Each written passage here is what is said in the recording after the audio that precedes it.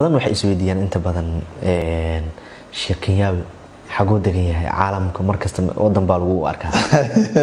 waxaan deganahay wadanka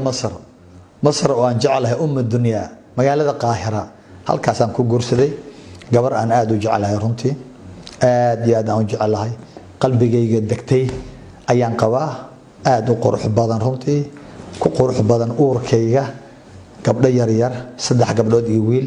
ayay ii dhashay Maryam ayaa iigu weyn Bushra ayaa ku xigta Ibrahim ayaa ku xiga Aisha waa afar ubax oo qurux badan oo qalbigaygu runtii uu ku nuursado uu ku qaboobo Allaha ii daayo idinkana ubadka Allah idin daayo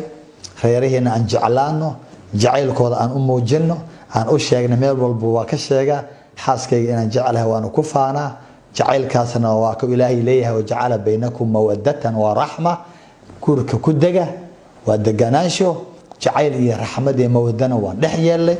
Ilaahayna waxaan kaga bariyay asaas oo kale in idinkana xaaska u jeclaataan qaayaraan deganahay laakiin Kenyawi Kenya ma deganeen